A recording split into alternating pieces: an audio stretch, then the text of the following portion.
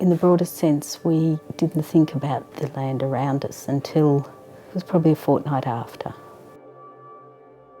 They cleared the roads and then they began to clear the roadsides. There was a lot of anger, there was a lot of misinformation.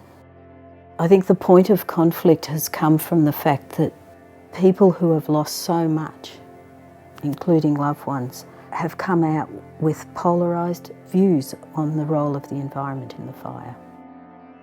There is no simple response to this. The primary role that I could play was to bring the various people together. We were never going to satisfy those that didn't want anything touched, so nil human intervention. But it was generally accepted that nor was this total clear felling, the removal of every stick. So we at least took the heat out of it for the community. We had to be strategic. Our problem was getting funding for environment recovery works on private land, and our solution was to use donated funds to create an environment recovery action plan. This sets targets and actions that demonstrate benefits to our whole catchment area. We needed to give people a little confidence that their environment hadn't gone forever. Nature's far smarter than us, and this environment's been burnt before. And that while we were living amongst devastation, nature hadn't lost its inherent beauty in being able to repair. It's a devastated human landscape in terms of what's happened to the community, but in terms of the natural system, I see regeneration. You know, it's a landscape of hope. You know, you have an iridescent moss carpet here, growing already. That's the building blocks of regeneration.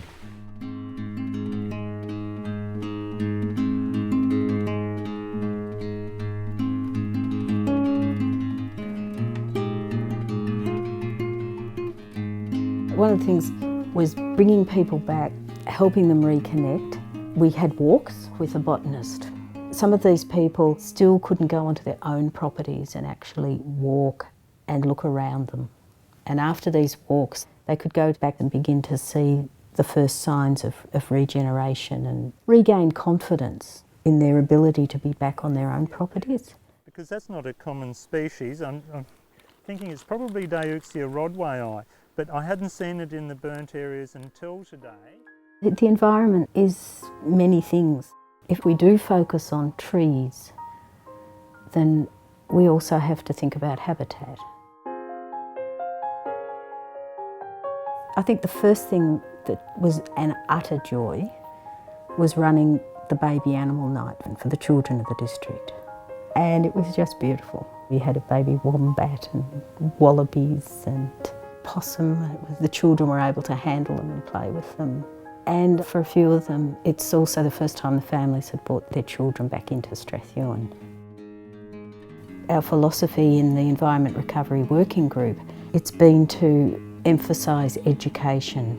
What we achieved was liaising volunteers, applying for funds, expending funds, purchasing equipment, prioritising government departments so that they were delivering to landholders and not losing money in the ether, running activities to bring the community together. There's such a broad scope when it comes to natural environment recovery. A landholder who valued that natural environment has had access to biodiversity monitoring. If we're talking now on the other side of it, there are those who have simply felt that they should go and clear everything, that will solve the problem. And again, our greatest tool has been education, because obviously there are so many examples where they have gone and cleared and now there's terrible erosion problems. We can only continue to give the education. There's this process of redefining one's relationship with the natural environment. And I'm trying to help get beyond the horror at that hostile phase and realise that it's just something that is part of the environment and that you can live with if you protect yourself and learn to appreciate nature's ability to cope with fire as well. Everything that we've done, we've been trying to help the landholders with their bushfire recovery.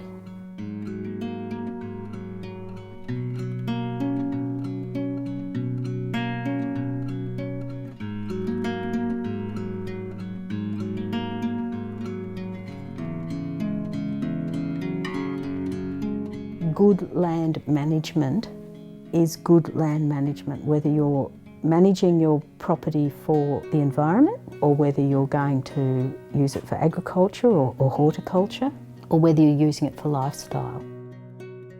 What is a good neighbour in good environment management? And the rules are the same. If you manage your weeds, if you manage your erosion, if you manage your feral animals, then we can all exist together and minimise the damage to the environment.